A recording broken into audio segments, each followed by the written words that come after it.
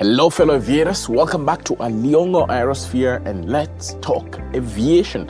Now, think about it this way. Nairobi to Dubai is a 5-hour flight.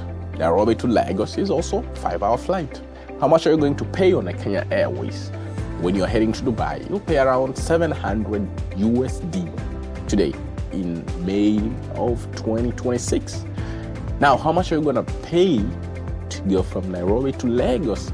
You're going to pay around 1,000 USD. Why is that? 5-hour flight for each direction. Well, quite a few reasons could be, right?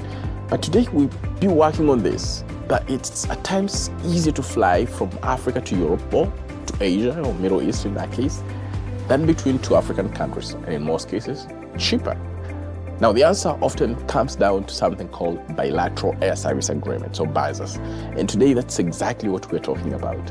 You see, a BASA is an agreement between two countries that allows airlines to operate flights between them.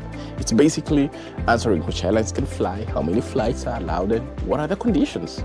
Now, without a BASA, scheduled international flights usually cannot happen. Now, for example, if Kenya and Ethiopia sign a BASA, it may allow Kenya Airways to fly Nairobi to Addis Ababa, while Ethiopian Airlines to do the reverse.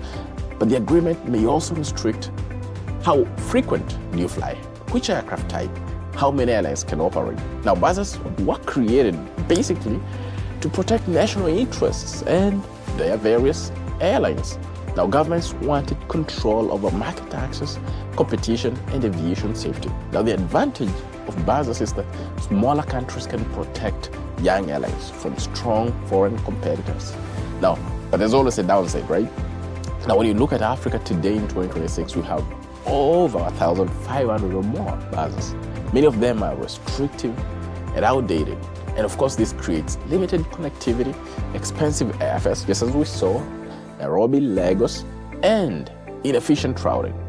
But sometimes passengers must transit through Europe just to reach other African countries.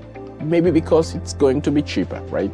Now, to solve this problem, the African Union launched the so-called the Single African Air Transport Market that we talk about on this channel. And this is basically aimed to liberalize aviation across Africa. Now, instead of relying on thousands of restrictive BASAs, SAATM promotes open skies, increased competition, easier market access for African airlines. Now, in simple terms, BASAs are bilateral, restrictive. SAATM is continental, liberalized. Now, SAATM is based on the idea that African airlines should fly more freely within Africa, similar to how airlines operate in Europe.